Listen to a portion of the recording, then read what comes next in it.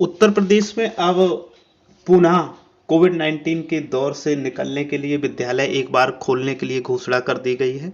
और ये विद्यालय अब जो उच्च प्राथमिक स्तर के हैं वो 10 फरवरी से खुलने वाले हैं, जबकि प्राथमिक स्तर के विद्यालय 1 मार्च से ओपन हो जाएंगे।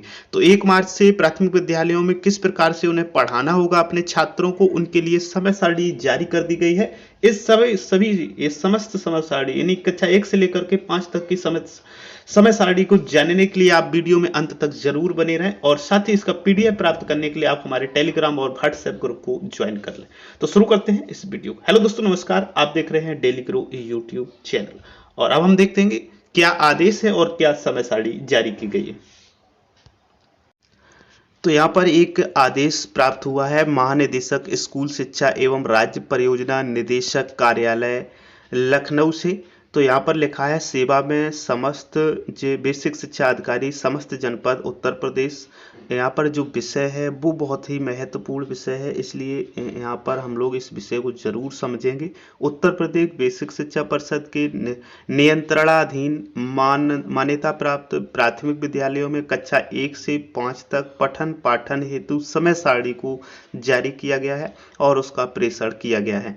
तो यहाँ पर साफ लिखा है, महोदय महोदया कृपया शासनादेश संख्या लिखी है 14 अगस्त 2020 का संदर्भ ग्रहण करने का कष्ट करें। जो बेसिक शिक्षा परिषद द्वारा संचालित विद्यालयों में बेहतर शैक्षणिक वातावरण उपलब्ध कराए जाने के उद्देश्य से टाइम एंड मोशन स्टडी के आधार पर शैक्षणिक कार्यों के लिए समय अवधि एवं कार्य निर्धारण के संबंध में है। उक्त शासनादेश के माध्यम से उत्तर प्रदेश बेसिक शिक्षा परिषद द्वारा संचालित परिषदीय मान्यता प्राप्त विद्यालयों के लिए विद्यालय अवधि शैक्षणिक समय सारणी शिक्षण दिवस सार्वजनिक अवकाश ग्रीष्म अवकाश शीत अवकाश और विद्यालयों में पंजिकाओं के रख रखाव आदि के संबंध में विस्तृत दिशा निर्देश प्रेषित किए गए हैं। और ये जो आदेश है इसको नवीनतम किया गया है, 8 फरवरी को इसको जारी किया गया है। विद्यालय के लिए तैयार की गई समय सारणी संबंधी महत्वपूर्ण ये निर्देश यहाँ पर दिए गए हैं। इन निर्देशों के अतिरिक्त हम यहाँ पर समय सारणी को समझेंगे, क्या इस समय सारणी में दिया गया है।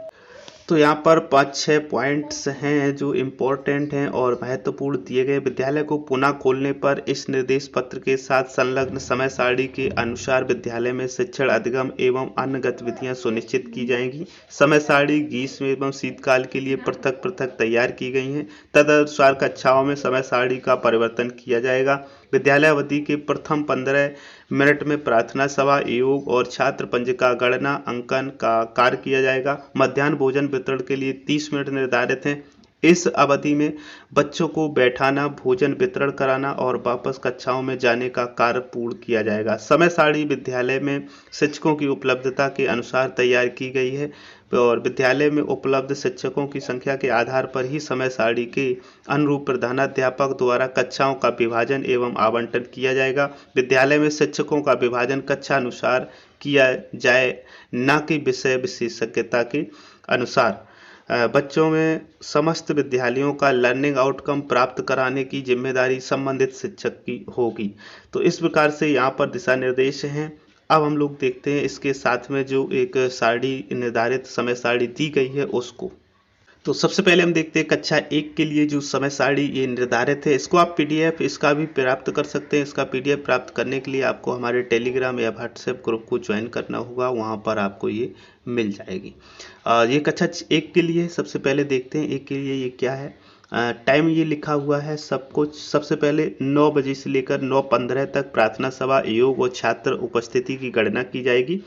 उसके बाद में 9:15 से 9:55 AM और 9:55 से 10:35 और 10:35 से 11:15 यहाँ पे क्या करना होगा। सोमवार को हिंदी, मंगलवार को हिंदी, बुधवार को हिंदी, गुरुवार को हिंदी, शुक्रवार को हिंदी और शनिवार को हिंदी का समय रहेगा, यहाँ पर जो निर्धारित किया गया है। और उसके बाद में आगे का जो समय है वो गणित यानी कि दूसरा जो पीरियड होगा वो गणित का होगा।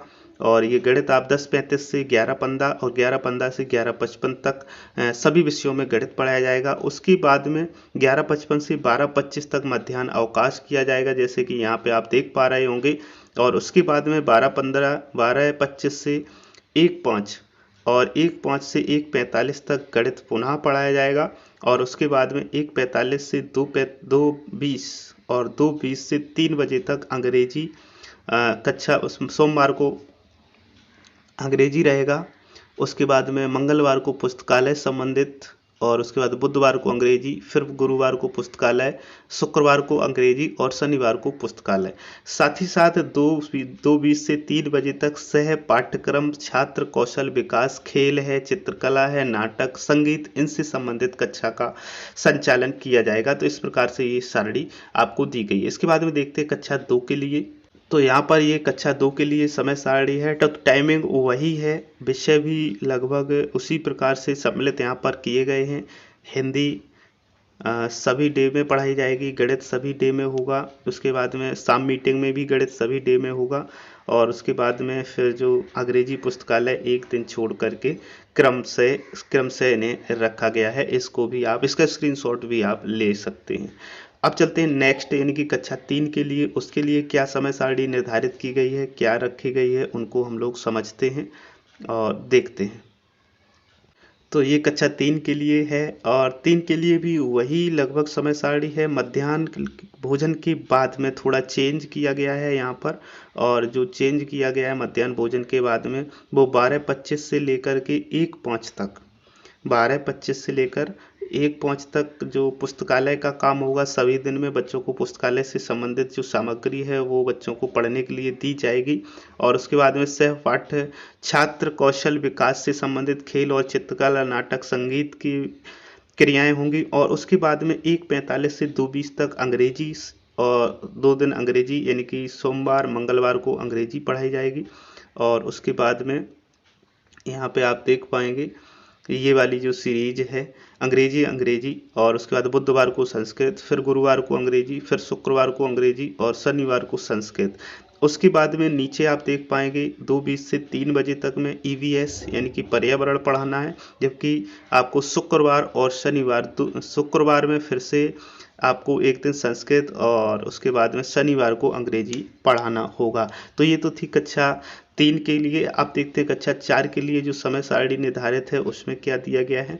तो कक्षा 4 के लिए जो समय सारणी है आप यहाँ पर देख पाएंगे, ये भी टाइमिंग वही है, लगभग गणित के 2 पीरियड ही डेली लगने हैं इसमें। मध्याह्न भोजन के बाद में यहाँ पर जो है मुख्य रूप से और वह इस प्रकार से है, आप मध्याह्न भोजन के बाद देख पाएंगे सोमवार को ईवीएस, मंगलवार को अंग्रेजी, बुधवार को फिर ईवीएस, गुरुवार को संस्कृत, शुक्रवार को ईवीएस, शनिवार को संस्कृत, इस प्रकार से रखा गया है। जबकि जो टाइमिंग 1:05 से लेकर के 1:45 तक है पुस्तकालय की टाइमिंग रखी गई है। डेली आपको पुस्तकालय के लिए इतना टाइम देना होगा, लगभग 40 मिनट का। उसके बाद में जो 1:45 से 2:20 के बीच का समय होगा यह सह पाठ्यक्रम छात्र कौशल विकास होगा। इसमें खेल, चित्रकला, नाटक, संगीत, इससे संबंधित गतिविधियां करवाई जा सकती। और उसके बाद में जो अंत में है यानी कि 2:20 से 3 बजे तक अंग्रेजी, ईवीएस, फिर अंग्रेजी, संस्कृत, अंग्रेजी, इस प्रकार से या इस क्रम में बच्चों को पढ़ाना होगा। तो इस प्रकार से ये कक्षा 4 का सामग्री थी। आप देखते हैं कक्षा 5 के लिए क्या सामग्री यहाँ पर रखी गई है। तो कक्षा 5 के लिए जो सामग्री है ये आप देख पा रहे होंगे। ये भी जो मध्याह्न भोजन होगा उससे पहले का जो समय सारणी है लगभग सभी के लिए एक है और मध्याह्न भोजन के बाद में सभी के लिए भिन्नता है।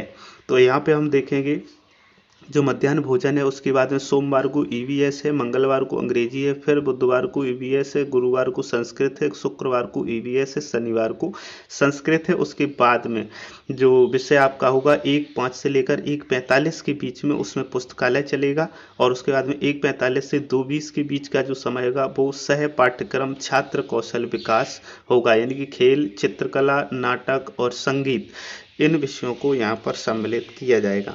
उसके बाद 2:20 से लेकर 3 बजे की यदि हम बात करें तो अंग्रेजी, ईवीएस, फिर अंग्रेजी, संस्कृत और एट लास्ट अंग्रेजी को शामिल यहाँ पर किया गया है। तो इन समय सारणी के अनुसार जो कक्षाएं चलेंगी और बच्चे इन कक्षाओं से सीखेंगे और ज़्यादा से ज़्यादा जो जिम्मेवारियां हैं वो कक्षा अध्यापक की होंगी, क्योंकि कक्षा के आधार पर बच्चों का आवंटन विषय विशेषज्ञ के आधार पर नहीं करना है, यहाँ पर कक्षाओं के आधार पर आवंटन होना है।